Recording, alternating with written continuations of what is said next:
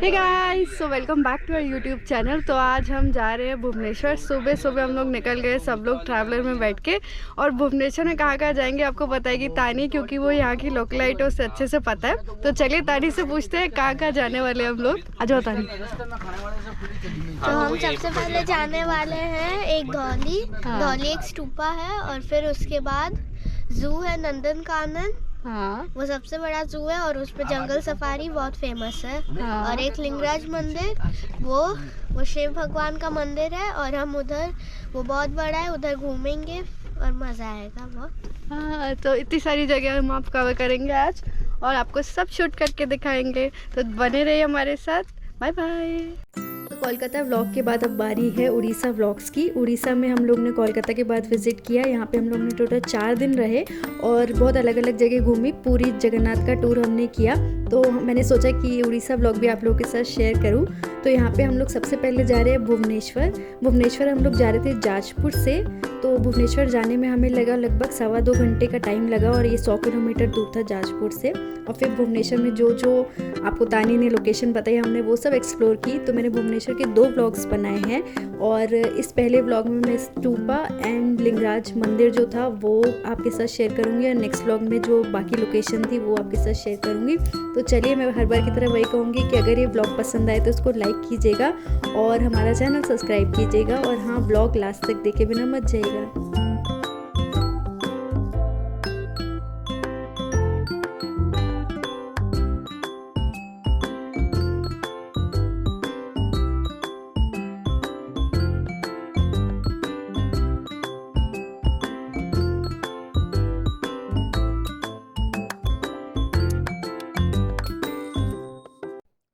तो हम first location पे पहुंच गए अपनी, जो कि है शांति स्तूपा। ये दया रिवर के बैक साइड में है और धौली हिल्स के ऊपर बना हुआ है। ये बुद्धिज़्म को फॉलो करते हुए बनाया गया है। और यहाँ आके सबसे पहले आपको ऐसे शॉप्स दिख जाएंगी जहाँ से आप जो भी अपना अटरम शटरम सामान खरीदना चाहे वो खरीद सकते हैं और खा सकते हैं। तो चलिए अब मेन बिल्डिंग के अंदर चलते हैं। लेकिन हाँ, ये एक बात जो मुझे बतानी थी कि यहाँ पे बहुत सारे स्टेयरकेसेस हैं। तो अगर आप किसी बड़े के साथ आ रहे हैं तो ये बात ध्यान में रखिएगा। तो ये है मेन बिल्डिंग। जिस दिन हम लोग गए वहाँ पे मेंटेनेंस वर्क चल रहा था, इसलिए हम बिल्डिंग के अंदर तो नहीं जा पाए, बट बाहर से बिल्डिंग का ऐसा लुक था। और यहाँ पे अगर आप ध्यान देंगे तो जो डोम है बिल्डिंग पे, उसमें 5 अम्ब्रेला हैं और बोला जाता है कि बुद्धिज़्म के जो 5 प्रिंसिपल्स हैं ये उसके लिए बनाए गए हैं। ऐसा माना जाता है कि ये जो हिल्स थे यहाँ पे कलिंगा की वॉर हुई थी और यहीं पे आके जो अशोका थे उनका हार्ट चेंज हुआ था और उन्होंने धर्म अशोका में अपना परिवर्तन लिया था। तो इसी के लिए यहाँ पे जो शांति स्तूपा है वो बनाया गया 1972 में अशोका की याद में। और बुद्धिज़्म को जो लोग फॉलो करते हैं वो भुवनेश्वर में यहाँ पे आके इस जगह को ज़रूर विज़िट करते हैं। इसके अलावा इस जगह के बारे में जो खास बात कही जाती है वो ये कही जाती है कि यहाँ बुद्धा के फुटप्रिंट्स हैं। तो जो भी लोग बुद्धा को फॉलो करते हैं वो इसको एक स्पिरिचुअल प्लेस मान के यहाँ पे आते हैं घूमने के लिए। तो अगर आप भी भुवनेश्वर विज़िट करें तो इस शांति स्तूपा विज़िट ज़रूर कीजिएगा, हाईली रिकमेंडेड है। तो यहाँ थोड़ी फ़ोटोज़ क्लिक कराने के बाद हम लोग निकल गए अपनी नेक्स्ट लोकेशन के लिए, जो कि है लिंगराज टेम्पल। ये भी भुवनेश्वर में ही है। तो लिंगराज टेम्पल अगर आप जा रहे हो तो अगर आपका जो व्हीकल है वो आपको 200 मीटर दूर उतार देगा और उसके बाद आपको थोड़ा सा पैदल चलना है मंदिर के प्रेमिसेस में अंदर जाने के लिए। मंदिर के प्रेमिसेस के अंदर तो कैमरा अलाउड नहीं था, बट जहाँ तक कैमरा अलाउड था मैंने ट्राई किया। और जो मंदिर का आर्किटेक्चर था वो बहुत ही सुंदर था। उड़ीसा कोलकाता में जो मंदिरों का आर्किटेक्चर था वो कुछ इस वे में होता है और बहुत ही सुंदर लगता है और दूर से देखने में ऐसा लगता है जैसे फूलों का गुच्छा हो। तो बड़ी ही सुंदर आर्किटेक्चर था। और उसके अलावा मंदिर जो मेंटेन था वो भी बहुत अच्छा था, गार्डन बहुत अच्छा था। तो इस मंदिर के बारे में कहा जाता है कि यहाँ पे शिव जी के हरिहरन रूप की पूजा होती है। तो इस मंदिर के बारे में जब मैंने पता किया मुझे पता चला हरिहरन मतलब शिव और विष्णु का रूप है यहाँ पे। तो यहाँ पे 2 भगवान की एक साथ पूजा होती है, वो है शिव और विष्णु। और विष्णु यहाँ पे शालिग्राम के रूप में भी हैं। उसके अलावा इस मंदिर की खास बात यह है कि यहाँ पे छोटे छोटे 108 मंदिर है। तो यहाँ पे आपको सारे भगवान और सारे जो तीर्थ स्थल हैं वहाँ के आपको दर्शन हो जाते हैं एक साथ। और यहाँ पे एक सरोवर भी स्थित है। तो माना जाता है कि इंडिया में जितने भी तालाब हैं जो पवित्र माने जाते हैं उनका पानी इस सरोवर में रखा गया है। तो ये सरोवर की खास बात है। जो मंदिर का आर्किटेक्चर है अगर आप वो देखेंगे तो मंदिर 55 मीटर की हाइट का है। पारो भाभी, इस मंदिर के बारे में कुछ कहना चाहेंगे आप? बहुत ही अच्छा मंदिर है। 108 देवताओं के दर्शन हमें इस मंदिर में हो चुके हैं।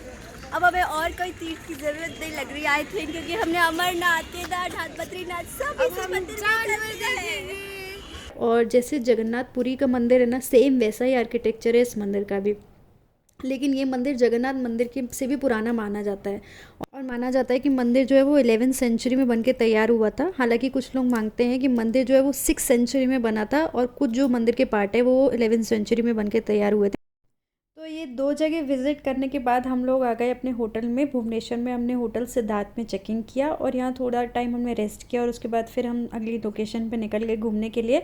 तो मैंने सोचा कि मुझे ये होटल बहुत अच्छा लगा था, तो ये होटल के बाहर का व्यू है, बहुत ही अच्छा मेंटेन था, और होटल अंदर से भी बहुत अच्छा था। फैसिलिटीज़ जो थी वो बहुत अच्छी थी। हम लोग ने यहाँ एक ही दिन स्टे किया, बट हमारा स्टे बहुत आरामदायक था। तो अगर आप भुवनेश्वर में आ रहे हो तो आप इस होटल में रह सकते हैं। और ऐसे यहाँ पे बड़ा सुंदर लॉबी एरिया था, जहाँ पे एक गणेश जी की ऐसे मूर्ति रखी हुई थी। हाँ, इस होटल की जो मुझे एक नेगेटिव बात याद है वो ये कि इसका खाना मुझे ज़्यादा अच्छा नहीं लगा था, तो उस बात को आप ध्यान रखिएगा अगर आप होटल बुक कराएं तो। और ये हम लोग रूम टूर देख लेते हैं। तो क्योंकि ये फैमिली रूम था इसलिए यहाँ पे 3 बेड्स अवेलेबल थे, और यहाँ पे साइड टेबल है, लैंप है, तो बड़ा ही स्पेशियस रूम था। स्पेस वाइज अच्छा रूम था, क्योंकि फैमिली रूम था तो बड़ा रूम था। और यहाँ दूसरी तरफ टेलीफोन और होटल के जो मेन्यू होते हैं वो पड़े हुए हैं। और यहाँ पे साइड टेबल, एक चेयर, और ये एक काउच है, और एक टीवी था। हालांकि हमने इसका बिल्कुल यूज़ नहीं किया क्योंकि हम पूरे दिन भुवनेश्वर में घूमे थे, बट ये सारी फैसिलिटी रूम में थी। इसके बाद यहाँ इन लोगों ने दी है पानी की बोतल्स, और साथ में दी हुई kettle and T and coffee maker. और इसके साथ ही एक अलमारी भी थी जो कि काफ़ी स्पेशियस थी। और ये है रूम में एक फुल साइज़ मिरर, मेरा फेवरेट। तो ये मैंने आपको रूम टूर भी दे दिया। तो ये था भुवनेश्वर का व्लॉग 1। भुवनेश्वर के व्लॉग 2 में हम बची लोकेशन जो है वो कवर करेंगे। थैंक यू ये व्लॉग पूरा देखने के लिए। और अगर आपने व्लॉग को पसंद किया है तो व्लॉग लाइक कीजिएगा, अगर चैनल पसंद आया तो चैनल सब्सक्राइब कीजिएगा, और हाँ, हमारे आने वाले व्लॉग्स को ज़रूर बहुत सारा प्यार दीजिएगा। तो चलिए मिलते हैं अगले व्लॉग्स के साथ। Thank you, bye.